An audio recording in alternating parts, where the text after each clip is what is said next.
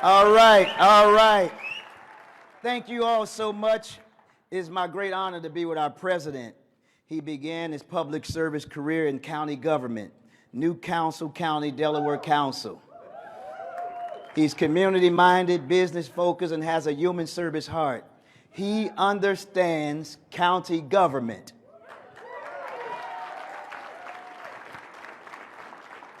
He went to bat for us for the historic investments of counties for the American Rescue Plan. Additionally, he was with us every step of the way for the bipartisan infrastructure plan, $1.2 trillion. Roads, bridges, trails, sidewalk, sewer. He understands counties at the very grassroots level. Thank you, President Biden. We are grateful for such a strong partner in the White House. It is my distinct honor to introduce to all of you our friend, the 46th President of these United States, Joe Biden. Thank you.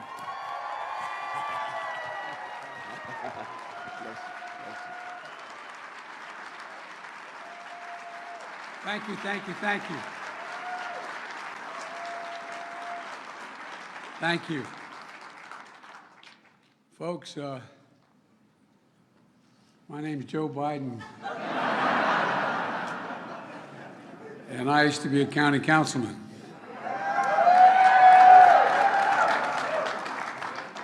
And I ran for the Senate because it was too damn hard being on the council. It's great to be back with you all. Commissioner Larry Johnson of DeKalb County, Georgia, thank you for your leadership. I also want to thank all the folks working so hard here in the Washington Hilton to make this conference possible. Thank you all very much. And you want to know how seriously I take the role you play on the front lines in this country, just look at who I asked to come with you. You said you wanted to know what's going on. I sent you the whole damn administration.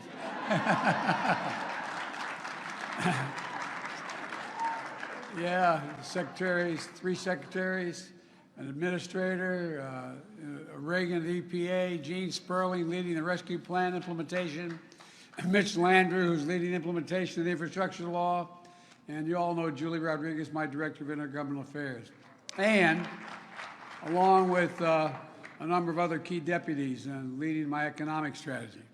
Look, I want to recognize my home county executive, Matt Meyer, so I can go back home. Matt, thank you.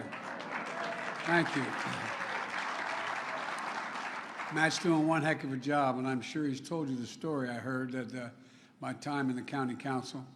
You know, I don't know about you all, but commissioner, councilman, whichever your title is, you knock on the door and say, my name is Joe Biden, I'm a candidate for the county council. They look at you like, okay.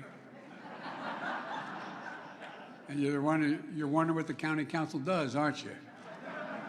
Well, it affects their lives more than anybody else's. I know it really does. You're involved in everything.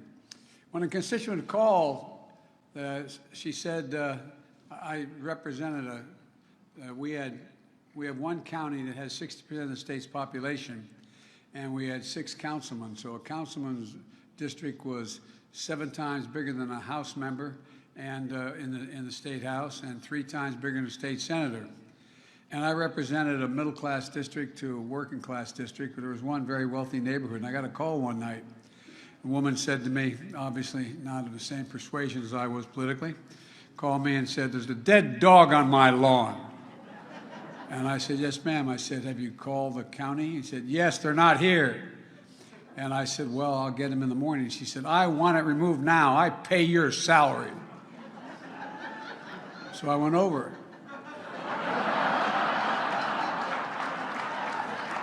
I picked it up. She said, I want it out of my front yard. I put it on her doorstep. But I've gotten much better since then. So know from personal experience how hard the job you have is. People having a phone are not afraid to use that phone. I used to give out my phone number. Can't do that anymore. They don't even allow me to have a phone anymore. but I also know you work often on the basis of what other people, when they've lost faith, they have faith, they lose faith in government, you're there. You represent the front lines of the public service. It's not hyperbole. That's why I was elected. One of the first calls I made was to your board of directors. And I reminded Judge Gary Moore, your past president, that this administration includes the president, vice president, who are both former county officials. And I promise I'll always have you as a partner with us. The partnership was critical when we passed the American Rescue Plan, most significant investment in the country's local governments in American history. And I also inherited a tough situation in 2020, but after an incredibly difficult year, local and state governments have added 448,000 new jobs in 2021, the strongest growth in 20 years. And you know, it's amazing what you all do. I really mean it. I'm not being solicitous.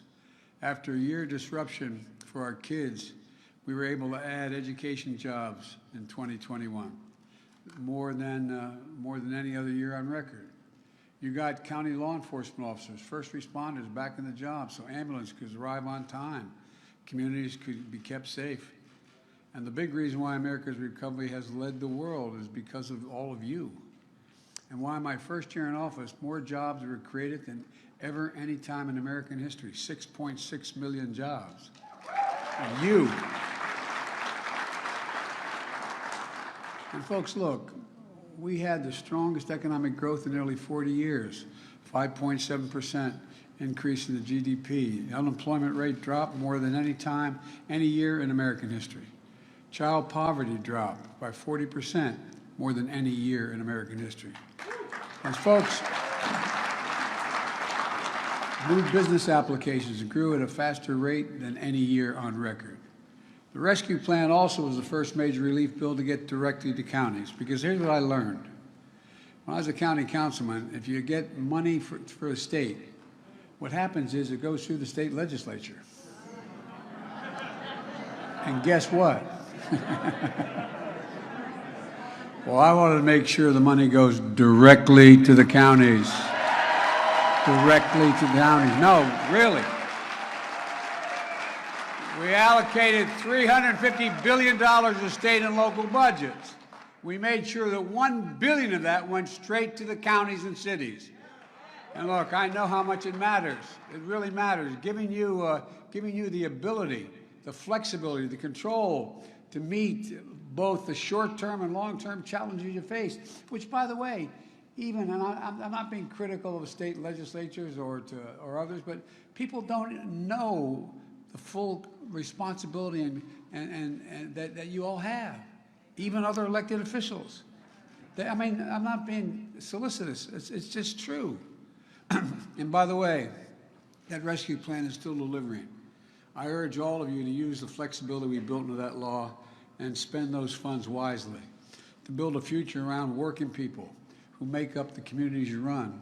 Put these funds to work to keep people on the job, connect people with better jobs, providing retention bonuses for teachers and bus drivers like Howard County, Maryland did, adding healthcare centers and training new child care workers like, I hope I pronounced it, Deschutes County, Oregon? Is that where are you, Deschutes County? Well, what you did matters.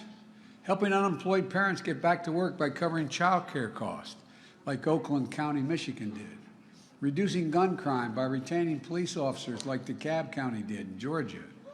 Expanding community violence prevention programs like King County did in Washington. Ensuring people get the full benefit of one of the most consequential tax cuts for working families in our history. We expanded the child care tax credit, the earned income tax credit, included in the rescue plan. In the past, if you paid taxes and you had a good income, you could deduct $2,000 per child. So if you're making $200 grand a year and you had 3 kids, you got to deduct $6,000 off the taxes you owed. Well, that's fair. But guess what? If you're making minimum wage and you had 4 kids, you didn't get anything. It wasn't refundable. You didn't pay $8,000 in taxes. There wasn't what you couldn't reduce your taxes. So we made sure it was refundable, Because guess what? It's just as hard for a firefighter or a teacher or a cop who has the benefit of that tax break to raise his kids as it is for a wealthy person to raise their kids. No, and by the way, it's not a criticism of the wealthy. It's just that think about it. Think about it. It was well intended originally when the child care tax credit, when the child tax credit existed early on, because you said, well, we got to give a break for raising kids. But I remember it used to drive my dad nuts because we had 4 kids. It was a lot less. It was less than $1,000 then. But you know, if you're making what was $12,000 a year, that was like making 40 now or 50. If you're making that kind of money, you didn't have any taxes you could deduct it from. So there wasn't any benefit for your kids. Look, that's why the American Rescue Plan, we didn't expand the amount. We expanded the amount, but even if we don't expand the amount, middle class tax cut, we made it refundable. So you get paid back what you would have had to pay, and which you got to deduct if you made more money. So the money you go directly into your pocket, help you with your kids. That's why I'm so thankful for counties like Salt Lake County and Miami-Dade County created programs to help lower income folks who typically don't even file taxes because they're below minimum wage and don't have any income, to get the assistance they need, but they have to file in order to get the assistance. You all reached out and said, look, you have a benefit coming, but you got to file taxes, and you help them do it. And I used to have a friend who was a great basketball player back in the days when Providence had great teams, Providence College. No, I mean, they had some superstars at the time. His name was Pete McLaughlin. And he wasn't, he passed away, but it wasn't the, he used to say, he wasn't the sharpest academic candle on the table, but he knew what was going on. And he knew how to, he said, you know, he had an expression, you got to know how to know. I can take you into the greatest library in the world, the Library of Congress. You don't know how to read the card catalog, it's useless to you. You got to know how to know. So you're helping people know how to get into what they need. It's all about making sure people have more economic difficulty raising their families can finally get a benefit the wealthier people get in the tax burdens and the child tax credit. But look, another thing that funding can support, thanks to the bipartisan infrastructure bill, is jobs.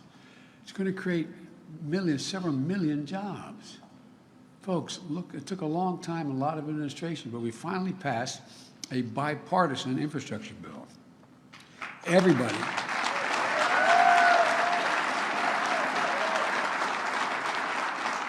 We finally ended Infrastructure Week. We got something done.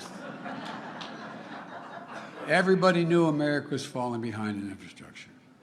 After years of dead ends and broken promises, we came together, Democrats and Republicans, and we did something about it. Not only has Infrastructure Week finally arrived, we can look forward to an infrastructure decade. That's what this is for 10 years. Just 92 days after I signed the law, it's already making a tangible difference. We announced billions of funding allocations to put people to work in good-paying jobs, cleaning up rivers in Ohio, chemical plants in Florida, dozens of other sites, bolstering the energy grid with a stronger transmission lines and towers, modernizing bridges like the one I visited in Crafton County up in New Hampshire, where the weight restrictions could force school buses and fire trucks to go 10 miles out of the way to get on the other side of the river. And capping and plugging tens of thousands of orphaned oil wells and gas wells that continue to spew methane, which is a deadly for the environment. Creating jobs as good as the folks who dug those wells in the first place with the same salaries. This is only the beginning. Hundreds of billions of new investments are on the way. Now it's time for the counties to get ready. You don't have to wait until the projects start. You can use the resources from the American Rescue Plan now. You're going to need welders, pipe fitters, advanced manufacturers ready to take on those jobs. And it takes training to do those jobs well. And that's why union workers are the best in the world, because they actually get the job done cheaper because they don't waste any time. But you can start, I know you all know, but you can start those rescue plan funds now by building pathways to better jobs through union-based apprentice programs and on-the-job training. like, you know, Maricopa County in Arizona, where they're using American Rescue Plan funds to help young workers develop in-demand technical skills. You know what the county's going to need. Community colleges are doing it as well. Boone County, Campbell County, Kenton County, Kentucky, where you're expanding high-speed internet to nearly 100,000 homes and businesses. You know, how many times did you ride by a McDonald's parking lot in the middle of the pandemic and see people out there sitting, the mom and dad, tying into the network so their kids could do their homework remotely? This is the United States of America, for God's sake. Cook County, Illinois, where you're using rescue plan funds to work with Southland Metals Hub, helping workers prepare to take on manufacturing infrastructure jobs and strengthen the supply chains in the heartland. Rescue plan funds we deliver to your counties. They can help each of you build a strong, diverse workforce you'll need to take on these infrastructure jobs, so that more families can deal themselves in to this booming economy. The truth is, we have an incredible opportunity ahead of us. That's not hyperbole, we really do. We still have a lot of work to do to put together what we've proven, that we can get big things done in this country bipartisanly. And we know the challenges still remain. We're still fighting a deadly virus. We still need more people to get vaccinated and boosted. But thanks to your partnership, we've gone from 2 million people vaccinated when I got elected to 215 million people vaccinated.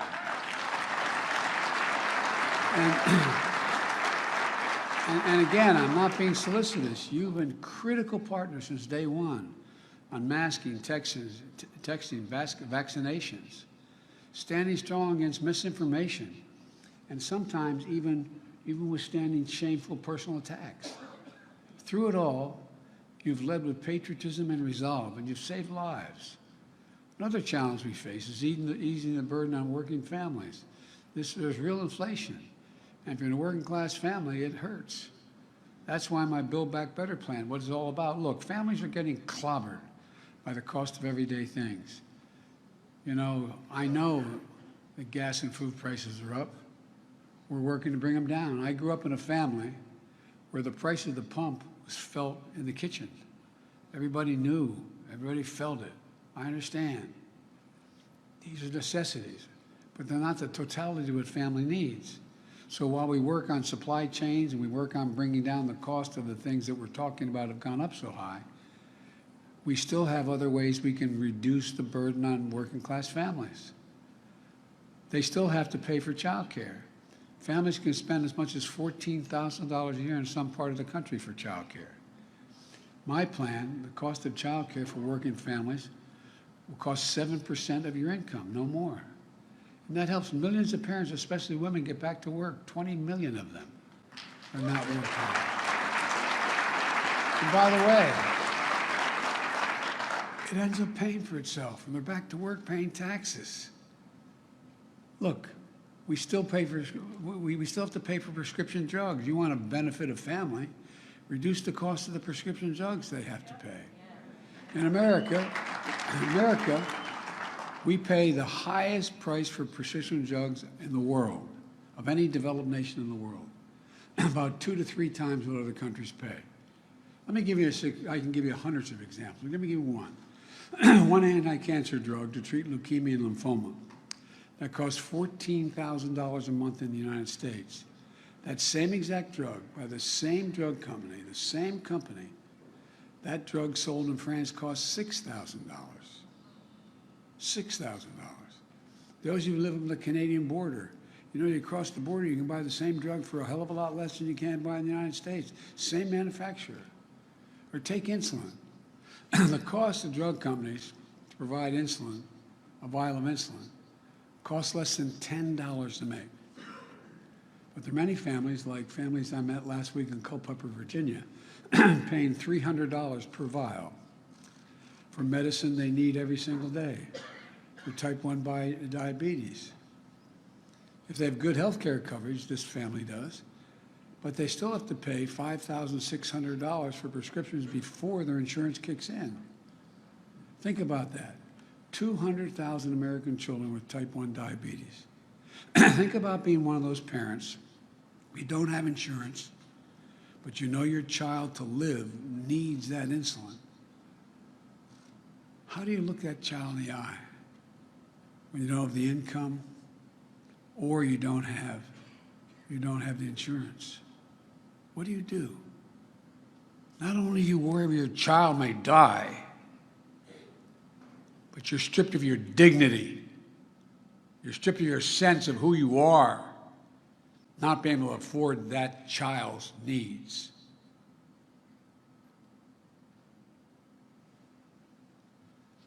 Look, we can cap the cost of insulin to $35 a month. Drug companies will still make money.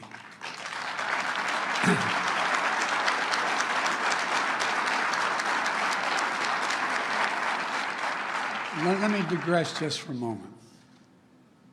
I started the Cancer Moonshot, which I worked very hard on in the administration I served in last. And I held conferences all over the country with literally thousands of people, and at the same time on doing it virtually.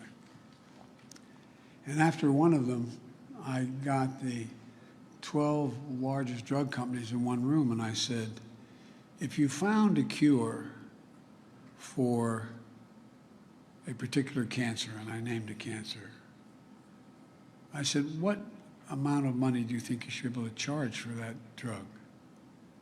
They said, whatever the market will bear.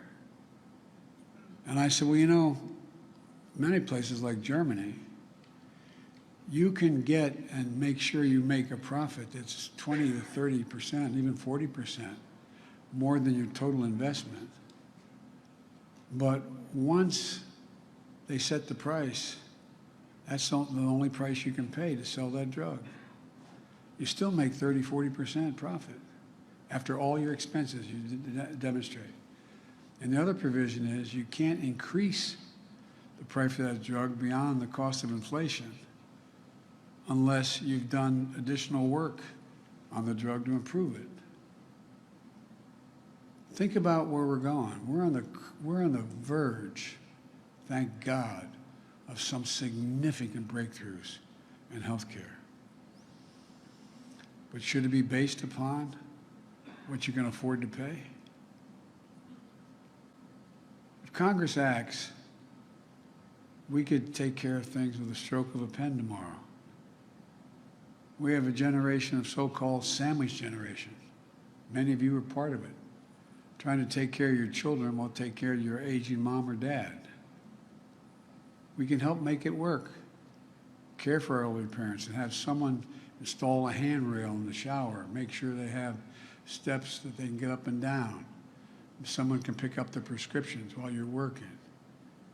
And allow them to continue to live in the dignity of their home. But guess what? That saves a hell of a lot of money. Because the cost of that, and by the way, that's available under Medicare now, except 880,000 people can't get into the program yet. It's a lot cheaper to have mom and dad live at home with the minimal expense than have the public pick up the cost of health care, of housing for the elderly. We can do that and still save money. So when they put their heads in the pillow at night, they can have peace of mind. I'm going to work like the devil to bring gas prices down. We're going to keep working to strengthen the supply chain and bring the cost of every good down, particularly food and automobiles. But you know the best news of all this? Nobody earning less than $400,000 a year will pay an additional penny in taxes for any of these services. We can do it without increasing the deficit. As a matter of fact, last year we reduced the deficit by $300 billion.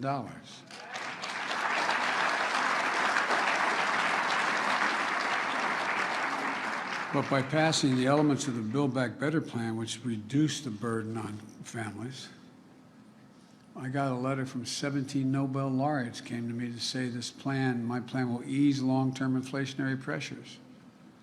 Look, we can tackle these challenges, but only if we keep coming together. The fact is, we can't do it without you. You understand what families are up against. You understand the cost if we fail to act.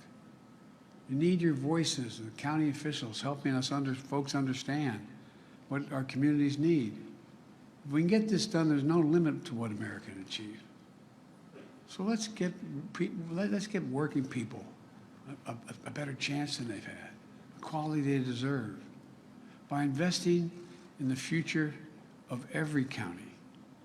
Let's face these challenges head on, but let's keep building back better. We're the only country in the world where whatever crisis we've gone through, we've ended up on the other side better off than we were before we got into the crisis. We're the only one. And folks, let me say one other thing. I had a group of 8 major utilities come to see me to tell me they wanted to see the Build Back Better plan put in place, even though they knew they were going to pay higher taxes. Corporate tax would go up to 24%. You know, there are, of the major Fortune 500 companies, there are 52 that made over $40 billion, didn't pay a single penny in tax. Look, I'm a capitalist. I think you should be able to go out and make $1 million or $1 billion if you have the capability. But just pay a little bit. Pay your fair share. No, I'm serious. I'm serious. And that's why we're getting so much support for the things we're doing. That's why, for example, and it's major corporations coming to us. For example, you ride through some fields in Ohio, and it looks like there's nothing there except beautiful land stretched out. Well, guess what?